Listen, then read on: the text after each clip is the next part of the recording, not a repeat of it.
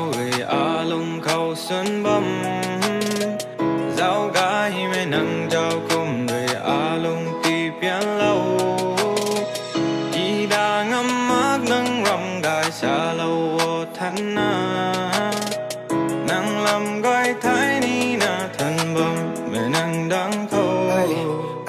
Gái mày dừng bằng khóc bà mày buộc khăn rồi gái mày khum hầu gái mày nâng rau khum rồi a lung cả xuân lâu nâng lum kita khang mak giờ mày nâng rồi đinh lâu thế tao a rồi nâng lum nâng khang đi thế tao đinh lâu cắt lâu a lung đi cặp phum ai giờ cái này khâu nâng ta cả khăn hầu bà mày nâng rau khum hầu bà mày am mi khâu nay mày nâng thế ngăn mày mak bấm đi nâng đang có thế mày cả thui cả thui tiếng sang giang khang dài ô a ba nâng ta bà mày bấm cả thui mà xuân mày nâng ta nát làm ni mày a lung rồi xa lâu ni lục lại vui thì lâu ni nai mày vui sao bà mày xuân mày nâng khang ngã kinh lâu na tha lâu na la thôi a tuông cái bật cả gối a rồi thu na thật bấm xì lúc này khâu nâng tận nát tại cái riêng lâu không biểu mặc lung xì mẹ ai để thao mặc mày cài rồi lung tao mày nát các bạn đái này thì lâu ngắm màu mà ra mày khô sao lâu mày gan khô mà la mày luôn ta phun thì giặc mày tự tha mà ngã riêng mày tận lung khăn làm mà rồi tăng không ngã cần lung dịp cái mày phun lung quăng đi mày này pan ti không này là nó xoan mà mày ai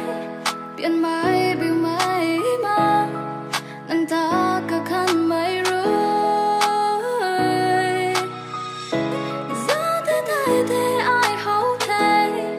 cao quân gai mây ta điên qua ngõ nắng trong gái mai khoan bằng mẹ thay đi na xa xưa đi mẹ lết azu tao bắt thủy la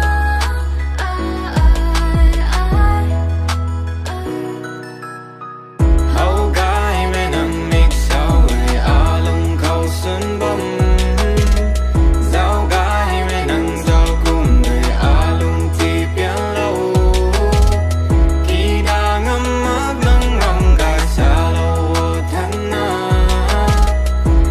kênh Ghiền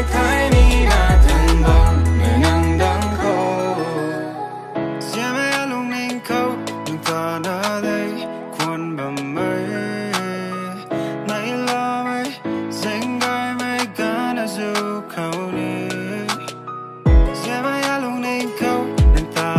để không bỏ lỡ